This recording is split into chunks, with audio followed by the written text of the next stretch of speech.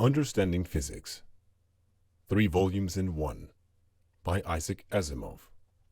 Light, Magnetism and Electricity, Volume 2. Chapter 2. Light. Surely, light broke in on man's consciousness as soon as he had any consciousness at all. The origins of the word itself are buried deep in the mists of the beginnings of the Indo-European languages. The importance of light was recognized by the earliest thinkers. In the Bible itself, God's first command in constructing an ordered universe was, "Let there be light." Light travels in straight lines. This, indeed, is the assumption each of us makes from babyhood. We are serenely sure that if we are looking at an object, that object exists in the direction in which we are looking. This is strictly true only if we are not looking at a mirror or through a glass prism. But it is not difficult to learn to make the necessary exceptions to the general rule. This straight-line motion of light, its rectilinear propagation, is the basic assumption of optics, from a Greek word meaning sight, the study of the physics of light. Where the behavior of light is analyzed by allowing straight lines to represent the path of light, and where these lines are studied by the methods of geometry, we have geometric optics. It is with geometric optics that this chapter and the next are concerned. Consider a source of light, such as a candle flame. Assuming that no material object blocks your vision at any point, the flame can be seen with equal ease from any direction. Light, therefore, can be visualized as streaming out of its source in all directions.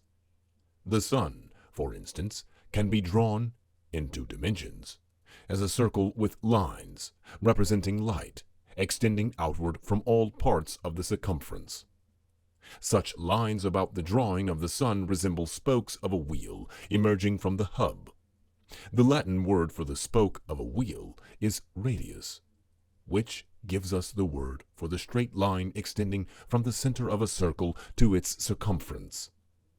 For this reason, the sun, or any light source, is said to radiate light, and light is spoken of as a radiation.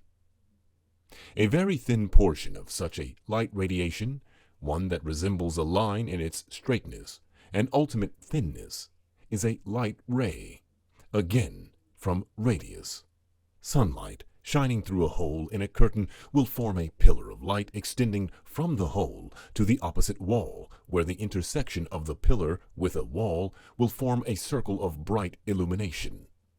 If the air of the room is normally dusty, the pillar of light will be outlined with glittering dust motes.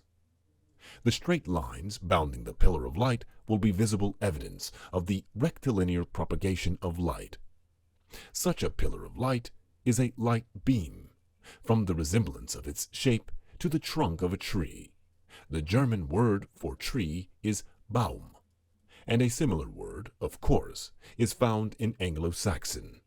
A light beam may be viewed as a collection of an infinite number of infinitesimally thin light rays. Light sources vary in brightness. More light is given off by a 100-watt light bulb than by a candle, and incomparably more light still is given off by the sun.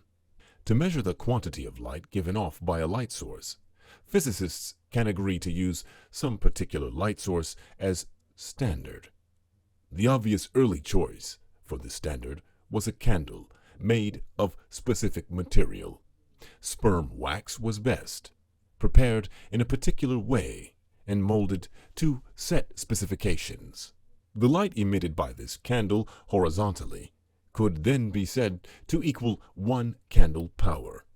Electric light bulbs of set form have now replaced the candle, especially in the United States, but we still speak of the international candle, a measure of light quantity about equal to the older candle power.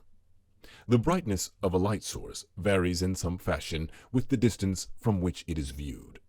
The greater the distance, the dimmer it seems. A book held near a candle may be read easily. Held farther away, it becomes first difficult and then impossible to read. This is not surprising. Suppose a fixed amount of light is emerging from the candle flame. As it spreads out in all directions, the fixed amount must be stretched over a larger and larger area. We can imagine the edge of the illumination to be forming a sphere, with the light source as center. The sphere's surface grows larger and larger as the light radiates outward. From plane geometry, we know that the surface of a sphere has an area proportional to the square of the length of its radius. If the distance from the light source, the radius of the imaginary sphere we are considering, is doubled, the surface over which the light is spread is increased 2 times 2, or 4 times. If the distance is tripled, the surface is increased 9 times. The total quantity of light over the entire surface may remain the same, but the intensity of light, that is, the amount of light falling on a particular area of the surface, must decrease. More, it must decrease as the square of the distance from the light source. Doubling the distance from the light source decreases the light intensity to 1/4 the original. Tripling the distance decreases it to 1/9.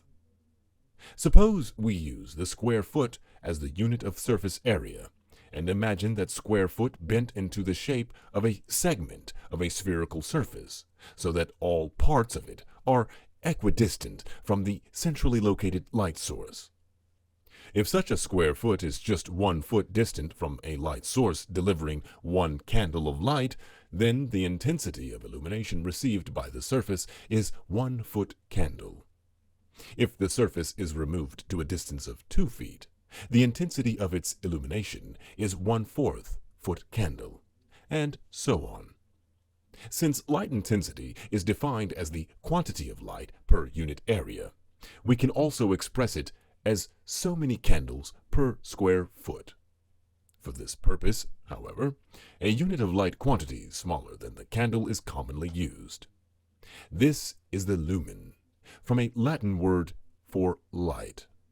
Thus, if 1 square foot at a certain distance from a light source receives 1 lumen of light, 2 square feet at that same distance will receive 2 lumens of light, and half a square foot will receive 1/2 lumen.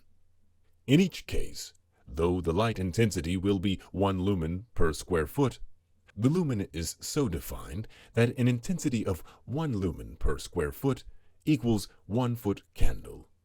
Imagine a light source of 1 candle at the center of a hollow sphere with a radius of 1 foot.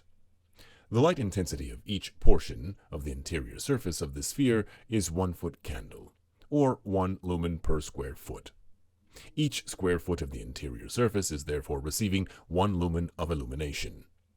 The area of the surface of the sphere is equal to 4 times pi times the radius square feet. Since the value of r, the radius of the sphere, is set at 1 foot, the number of square feet of surface equals 4 times pi. The quantity pi, the Greek letter pi, is equal to about 3.14. So, we can say that there are about 12.56 square feet on that spherical surface. The light, which we have set at 1 candle, is therefore delivering a total of 12.56 lumens. So we can say that 1 candle equals 12.56 lumens. Light is transmitted, completely and without impediment, only through a vacuum. All forms of matter will, to some extent at least, absorb light. Most forms do so to such an extent that, in ordinary thickness, they absorb all the light that falls on them and are opaque, from a Latin word meaning dark. If an opaque object is brought between a light source and an illuminated surface, light will pass by the edges of the object, but not through it. On the side of the object opposite the light source, there will therefore be a volume of darkness called a shadow. Where this volume intersects the illuminated surface, there will be a non-illuminated patch. It is this 2-dimensional intersection of the shadow that we usually refer to by the word. The moon casts a shadow. Half its surface is exposed to the direct illumination of the sun. The other half is so situated that the opaque substance of the moon itself blocks the sunlight.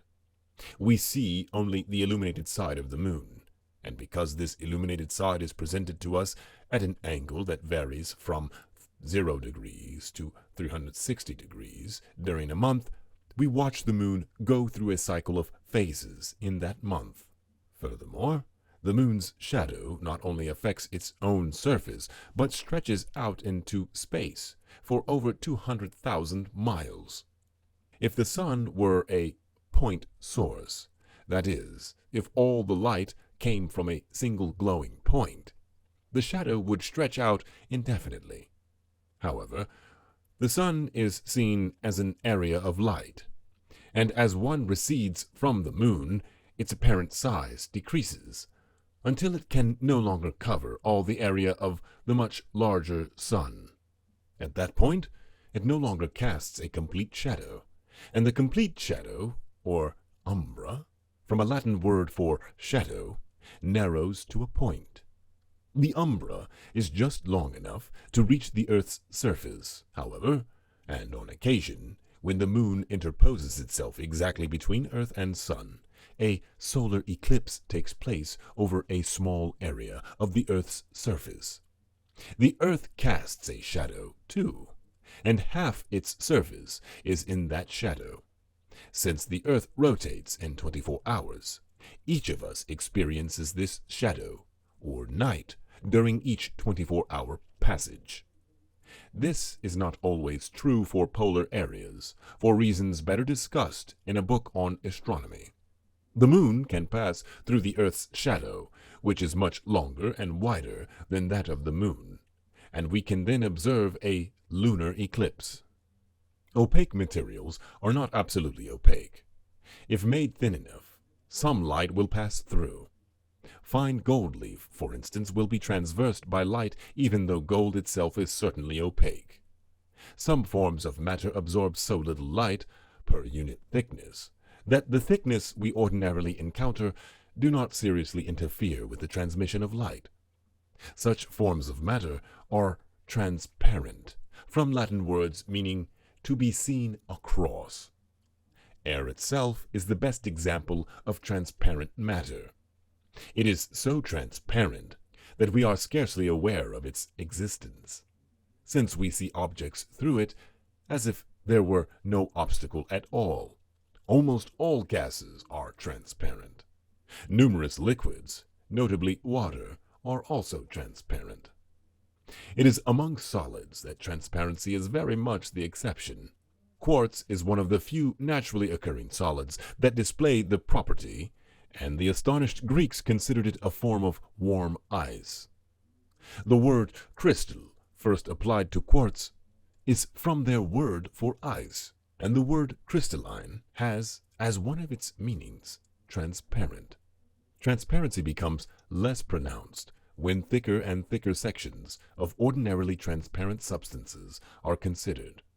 A small quantity of water is certainly transparent, and the pebbles at the bottom of a clear pond can be seen distinctly. However, as a diver sinks beneath the surface of the sea, the light that can reach him grows feebler and feebler, and below about 450 feet, almost no light can penetrate. Thickness of water greater than that are as opaque as if they represented the same thickness of rock, and the depths of the sea cannot be seen through the transparent water that overlays it. Air absorbs light to a lesser extent than water does, and is therefore more transparent.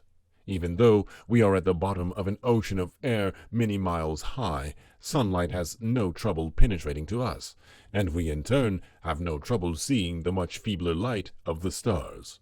Nevertheless, some absorption exists. It is estimated, for instance, that 30% of the light reaching us from space is absorbed by the atmosphere. Some forms of radiation, other than visible light, are absorbed with much greater efficiency by the atmosphere, and the thickness of air that blankets us suffices to make the air opaque to these radiations. Light is a form of energy, and while it can easily be changed into other forms of energy, it cannot be destroyed. While absorption by an opaque material, or a sufficient thickness of a transparent material, seems to destroy it, actually, it is converted into heat.